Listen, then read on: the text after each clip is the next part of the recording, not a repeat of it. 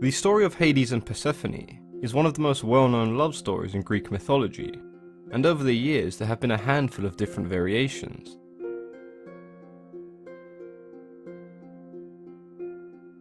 Hades was known for rarely ever leaving the underworld, but one of the few times he did venture above ground, he came across Persephone, the daughter of Zeus and Demeter, and he fell instantly in love. When Hades consulted his brother, Zeus, who had previously promised him a choice of his daughters in marriage, he accepted the request of Hades, but he knew that Persephone's mother, Demeter, would never allow her daughter to marry the god of the underworld. Heartbroken at the idea that he would never be with Persephone, the two brothers came up with a plan that would allow Hades to make Persephone his wife. The next morning, Demeter and her daughter descended upon the earth, and Persephone was left with the nymphs of the sea as her guides and watchers, while her mother tended to the earth. Knowing that the nymphs would never let Persephone out of their sight for fear of Demeter's wrath, Zeus had Gaia plant a narcissus flower in a nearby garden. Wandering into the garden alone, Persephone saw the narcissus flower and was immediately drawn to its beauty. When she stooped down to pick the flower, the earth beneath her began to quake, and a gaping chasm soon appeared. From that chasm emerged Hades and his chariot of black horses. He grabbed Persephone before she was able to scream for help.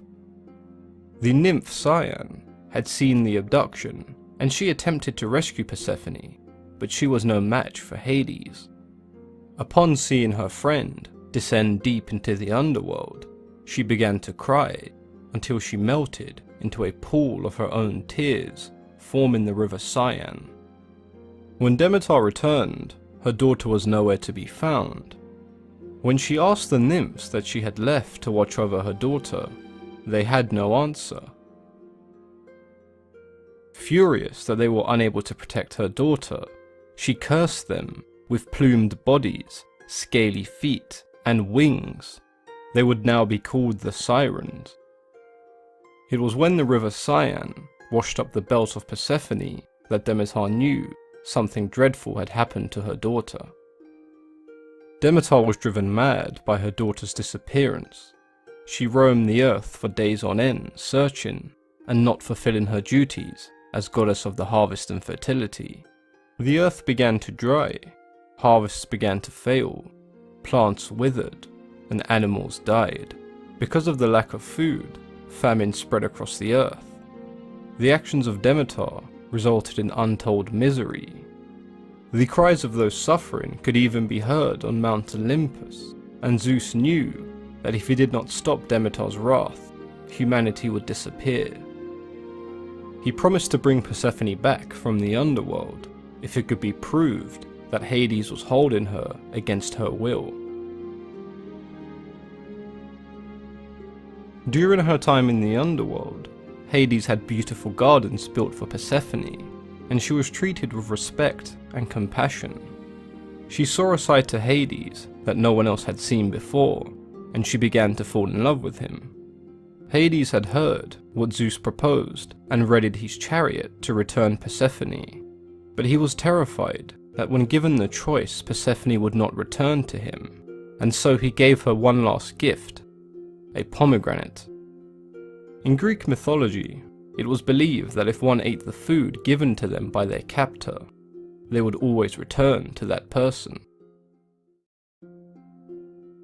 When Persephone was asked where she would like to live, she told Zeus and Demeter that she wished to stay in the underworld with her husband.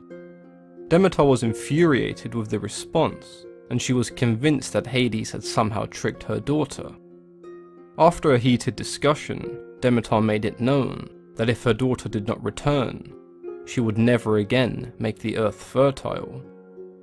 Zeus decided that Persephone would spend a portion of the year with her husband, Hades, and the rest with her mother on Olympus. The portion of time varies depending on the story. In some depictions, Persephone spent a third of the year in the underworld, and the rest on Mount Olympus. In other stories, because Persephone ate 6 pomegranate seeds, she would then spend 6 months with Hades and the rest of the year with Demeter.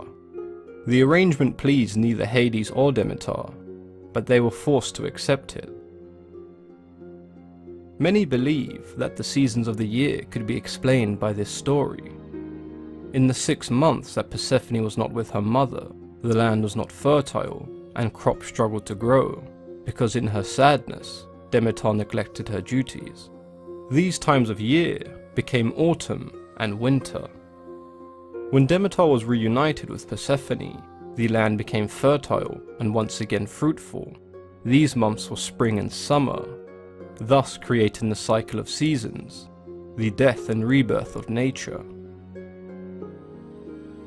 The story of Persephone and Hades is one that has divided people for years.